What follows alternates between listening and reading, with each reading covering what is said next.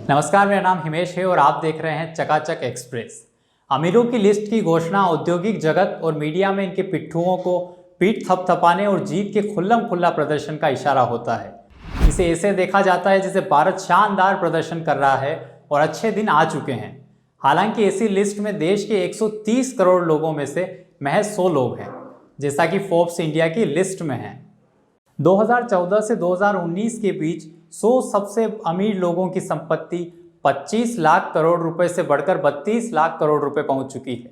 यह 31% का उछाल है। इन 100 लोगों के पास जीडीपी के 6% के बराबर संपत्ति है। यह भारत की बड़ी समस्या है कि 100 लोगों के पास इतना ज्यादा और एक बड़ी आबादी के हिस्से में बहुत ही कम पैसा है। अब बात करते हैं व्यक्तिगत रूप से मोदी राज में किसकी किस्मत चमकी। कोरोना लॉकडाउन के बीच जहां देश की बड़ी आबादी बेरोजगारी व महंगाई के बीच भुखमरी की कगार पर पहुंच गई, तो वहीं मुकेश अंबानी की संपत्ति कुछ ही घंटों में $5.88 बिलियन बढ़ गई, जबकि पिछले सिर्फ 4 सालों में ही गौतम अडानी का दौलत में बम्पर इजाफा हुआ है।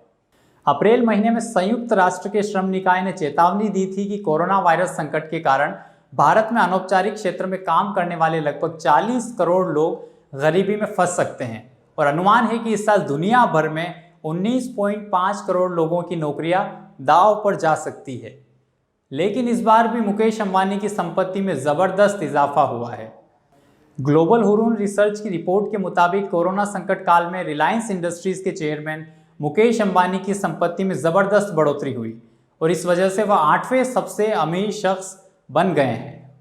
रिलायंस इंडस्ट्रीज का मार्केट कैपिटल सोमवार को 150 अरब के रिकॉर्ड लेवल को पार कर गया। ब्लूमबर्ग बिलियनरीज इंडेक्स के मुताबिक मंगलवार को मुकेश अंबानी की नेटवर्थ 64.5 अरब डॉलर करीब 4,90,800 करोड़ रुपए बढ़कर 64.5 बिलियन डॉलर हो गई। हैरानी की बात यह है कि कोविड-19 के शुरुआती दौर में मुकेश अंबानी की संपत्ति 31 मार्च तक घटकर 48 अरब डॉलर हो गई थी। इससे दुनिया के सबसे अमीर व्यक्तियों की फहरिस्त में भी वे 8 पायदान लुढ़क कर 17वें स्थान पर पहुंच गए थे। पिछले 2 महीने के दौरान रिलायंस जियो में 11 बड़े निवेश हुए। जियो प्लेटफॉर्म से फेसबुक के निवेश के बाद दुनिया की बड़ी कंपनियों में जियो प्लेटफॉर्म्स में निवेश में तेजी आई। उसने राइट्स इश्यू से 84,000 करोड़ रुपए और जियो प्लेटफॉर्म्स में पिछले कुछ हफ्तों में ही 1.68 लाख करोड़ रुपए उगाहे हैं। हालत यह है कि मुकेश अंबानी ने मार्च 2021 तक रिलायंस इंडस्ट्री को पूरी तरह कर्ज मुक्त कंपनी बनाने का लक्ष्य रखा था, लेकिन कोविड-19 के दौरान ही कंपनी 9 महीने पहले ही कर्ज मुक्त हो गई है। दूसरी ओर अडानी की दौलत में 4 गुना से ज्यादा का इजाफा देखा गया है। 2016 में अडानी की कुल संपत्ति 264 अरब डॉलर थी, जबकि आज उनकी संपदा 1,180 अरब डॉलर के करीब है। पिछले महज 5 सालों में ही उनकी संपत्ति में 121% बढ़ोतरी दर्ज की गई है। कोविड संकट के बीच इसी जून माह में गौतम अडानी की company Adani green energy limited को दुनिया का सबसे बड़ा सोलर पावर प्लांट बनाने का ठेका मिला है। इसके तहत अंबानी ग्रीन एनर्जी 8,000 मेगावाट का सोलर पावर प्लांट तैयार करेगी।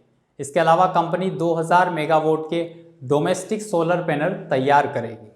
6 अरब डॉलर यानी करीब 45,300 करोड़ रुपए की इस टेंडर के साथ ही अडानी ग्रुप की कंपनी ने दुनिया का सबसे बड़ा सोलर पावर कॉन्ट्रैक्ट हासिल कर लिया है। क्या यह सरकार की छत्र छाया का कमाल है? मोदी सरकार का साथ मुकेश अंबानी, गौतम अडानी जैसे पूंजीपतियों का विकास। नोटबंदी से लेकर कोरोना लॉकडाउन का लाभ जियो को मिला, तो पेट्रोल और डीजल गैस की कीमतों में वृद्धि का लाभ अडानी और अंबानी की कंपनियों को मिलता रहा है। पावर से लेकर खनन तक के ठेके इन्हीं कंपनियों के हिस्से आए और संपत्तियां भी इनकी उछाल लेती रही। यह यूं ही नहीं है कि मोदी सरकार के दौरान ही वर्ष 2014 से 2019 के बीच 100 सबसे अमीर लोगों की संपत्ति 25 लाख करोड़ रुपए से बढ़कर 32 लाख करोड़ रुपए पहुंच गई है। इन 100 लोगों के पास जीडीपी के 6% के बराबर संपत्ति है। इन 5 सालों में मुकेश अंबानी ने अपनी संपत्ति दोगुनी से भी ज्यादा कर ली। गौतम अडानी ने संपत्ति में 121% की बढ़ोतरी दर्ज की। सरकार के साथ से जियो टीवी को हरियाणा में मिला बड़ा ठेका। कोविड-19 के दौरान मुख्यमंत्री दूरवर्ती शिक्षा कार्यक्रम के तहत राज्य के स्कूली बच्चों की शिक्षा बेहतर करने की दिशा में हरियाणा सरकार ने रिलायंस जियो टीवी के साथ एक करार किया। इसके तहत एजुसेट के चारों पैनल अब जियो के प्लेटफॉर्म पर निःशुल्क उपलब्ध होंगे। भारत की 67% आबादी गरीबी की कगार पर खड़ी है। यूनाइटेड नेशंस यूनिवर्सिटी UNU ने एक रिसर्च के अनुसार अगर कोरोना सबसे खराब स्थिति में पहुंचता है तो भारत में 104 मिलियन यानी 10.4 करोड़ नए लोग गरीब होने वाले हैं।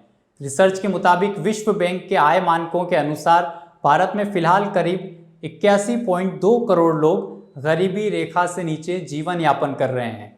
यह देश की कुल आबादी का 60% है। महामारी और लॉकडाउन बढ़ने से देश के आर्थिक हालात पर विपरीत असर पड़ेगा और गरीबों की यह संख्या बढ़कर 91.5 करोड़ हो जाएगी। पिछले साल आर्थिक असमानता का अध्ययन करने वाली संस्था ऑक्सफैम इंटरनेशनल की सालाना report public good private wealth के आधार पर बताया था कि भारत में असमानता अपने चरम पर पहुंचती जा रही है। यहाँ एक तरफ गरीब अपने लिए 2 बार की रोटी और बच्चों के लिए आवश्यक दवाओं तक का इंतजाम नहीं कर पा रहे, वहीं कुछ अमीरों की संपत्ति में बेतहाशा वृद्धि हो रही है। साफ है कि देश की 99% जनता को बदहाली में धकेल कर ही 1% मुनाफाखोरों की तिजोरियां भर रही हैं और अय्याशी के मीनार पर खड़े हो रहे हैं। इससे भी सबसे भयावह स्थिति नीचे की 60% मेहनतकश जमात के सामने मौजूद है। इस पूरे प्रकरण में दिलचस्प तरीके से समझने के लिए एनडी मुखर्जी का एक विश्लेषण पढ़ना मदद करेगा। ये विश्लेषण ब्लूमबर्ग न्यूज़ पर छपा है, जिसका हिंदी में सार संक्षेप दैनिक भास्कर ने छापा है। यह लेख बता रहा है कि कैसे टेलीकॉम सेक्टर में 2016 में अंबानी के कदम रखते ही टेलीकॉम सेक्टर के कई खिलाड़ी आउट हो गए, प्रतियोगिता में टिक नहीं पाए। इस सेक्टर में ड्यूओपोली रह गया है। तीसरी कंपनी वोडाफोन अदालत की तरफ देखकर सांसें गिन रही है। भास्कर ने ऐसे लेख को छापकर अच्छा किया है, पूरा छापना चाहिए था ताकि पाठकों को डिटेल जानकारी मिलती। भारत संचार निगम लिमिटेड जानने वाले जानते होंगे कि एक समय कई हजार करोड़ का मुनाफा कमाने वाली कंपनी कैसे खत्म की गई। उससे कहा गया कि आप 2G से 4G का मुकाबला करो। इस फैसले से किसे लाभ हुआ BSNL के लोग जानते थे, मगर हिंदू मुसलमान की राजनीति ने कईयों के विवेक पर गोबर लीप दिया था। आप यह नहीं पूछ सकते हैं कि एयरटेल जियो से प्रतियोगिता क्यों नहीं कर पाई। भारत संचार निगम लिमिटेड वाले जानते होंगे कि एक समय कई हजार करोड़ का मुनाफा करने वाली कंपनी कैसे खत्म कर दी गई। उससे कहा गया कि आप 2G से 4G का मुकाबला करो। इस फैसले से किसे लाभ हुआ BSNL के लोग जानते थे, मगर हिंदू मुसलमान की राजनीति ने कईयों के विवेक पर गोबर लीप दिया था। आप यह नहीं पूछ सकते कि एयरटेल जियो से प्रतियोगिता क्यों नहीं कर पाई, लेकिन यह तो पूछ सकते हैं कि BSNL को बर्बाद कैसे और किसके लिए किया गया।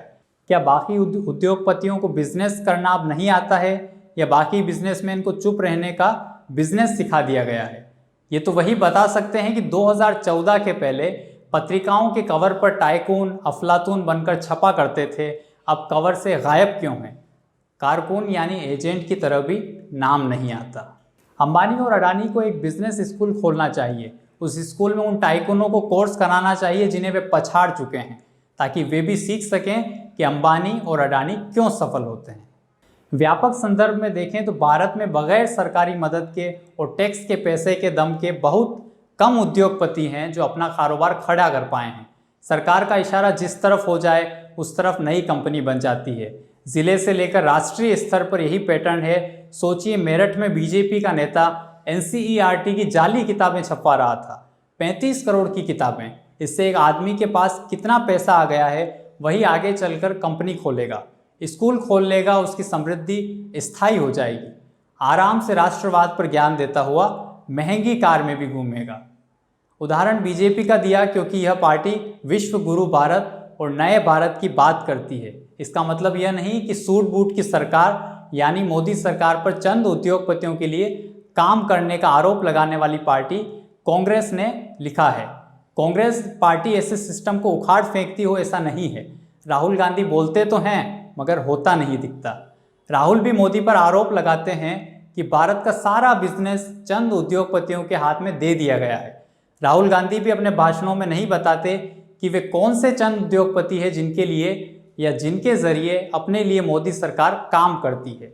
इसलिए ऐसे विषयों पर राजनीतिक बहस नहीं हो पाती, सारे बातों के साथ स्वस्थ बहस नहीं हो पाती है। आप देख रहे हैं चकाचक एक्सप्रेस। आप इस वीडियो को लाइक कीजिए, कमेंट कीजिए और चैनल को सब्सक्राइब कीजिए।